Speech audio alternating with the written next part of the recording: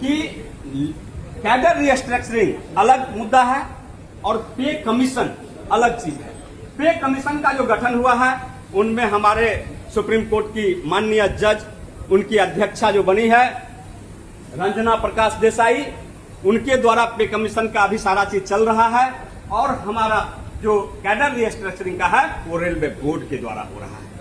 आपको ये जानकारी देना चाहता हूं कि लेवल 7 में अभी जो स्टेशन मास्टर है 4600 ग्रेड पे, अभी उनको क्या किया गया है, इन दोनों फेडरेशन के भी बात कीजिए तब भी, और उन लोगों का कैडर रिस्ट्रक्चरिंग भी मान लिया गया है, उनको लेवल 8 में पहुंचा दिया गया। और 4 साल के बाद उनको एमएससीपी के तहत कुछ उसका जो है दिया है टर्म एंड कंडीशन, उसके आधार पे उसका maximum station master 5400 grade pay तक में भी पहुंच जाएगा।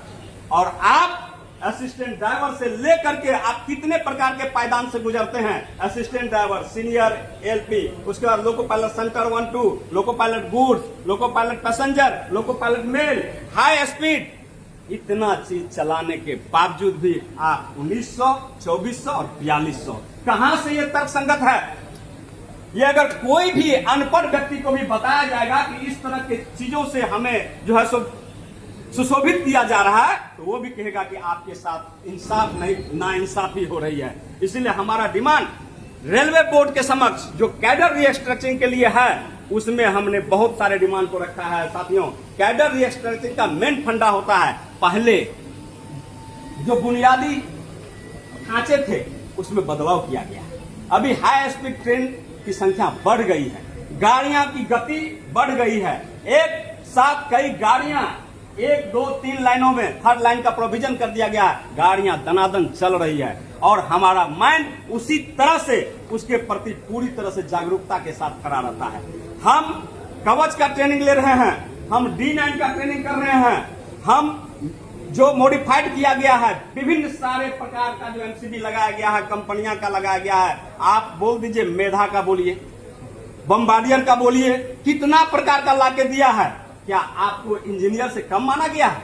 जब आप बात रखने जाइए तो आपको सब तरह का ट्रबल शूटिंग पढ़ाया जाएगा ट्रेनिंग सेंटर में, और कम दिनों के अंतर उसका अवधि कम कर दिया गया। लेकिन आपसे उम्मीदें क्या कर रहा है कि आउटपुट मुझे 100% चाहिए, हम इधर से जो आउटपुट देंगे वो 10% रहेगा। भला ये कैसे संभव है? हाँ, ये संभव, ये मुनासिब है। और ये बात भारत सरकार को और रेल मंत्रालय को हमारे प्रतिनिधियों ने जाकर के बखूबी 10 तारीख को समझा के आया है। ये 10 को छोड़िए, हम कई बार इससे पहले जो है तो इस चीज का मेमोरेंडम सारा चीज अपने ब्रांच लेवल से लेकर के रेलवे बोर्ड तक को प्रस्तुत कर चुके हैं। और आज जो प्रोग्राम हो रहा है साथियों, ये भी हमारा सीआरबी को मेल किया जाएगा। आपके अधिकार दिनों दिन संकुचित होते जा रहे हैं। अभी आपने सुना पेपर कटिंग के बारे में कि आपका माइलेज एबॉलिश कर दिया जाएगा। ये क्या है, इसकी गहराई को समझना पड़ेगा आपको। आप याद कीजिए, जब रनिंग अलाउंस की बात हुई, जब सभी का अलाउंस 25% बढ़ गया, जब डीए 50% को हैक किया था, उससे आगे जब गया था तो उसको जब पार किया, इंक्रीज किया, तो सभी का 25% ऑटोमेटिक बढ़ गया। और हमें अपना 25% लेने के लिए संघर्ष करना पड़ा, और उसके बावजूद भी हमको 14.23% मिला। आपको जानकर ये आश्चर्य होगा कि रेलवे ने कहा है कि हम ये 14.23% आरएससी 1980 के फॉर्मूला के तहत दिए हैं। आप मानिए, एक तरफ रेलवे ने माना कि आरएससी 1980 फॉर्मूला जिंदा है, अभी हमारा डिमांड, हमारे संगठन का डिमांड वही हो गया कि आप 8वें वेतन आयोग में यही फॉर्मूला का पालन करेंगे। अगर ये साथियों पालन किया तो आप समझिए कि आप कब से डिप्राइव हो रहे हैं। जिस समय आपका एक असिस्टेंट ड्राइवर का 5 रुपया 99 पैसा, गुड्स का 7 रुपया 48 पैसा और मेल का 8 रुपया 48 पैसा होना चाहिए था, वहां से तब हमारा डिमांड शुरू हो जाना चाहिए कि हमारा आरएससी 1980 के फॉर्मूला का पालन उस समय क्यों नहीं किया। और इसका सबसे बड़ा दोषी कौन है?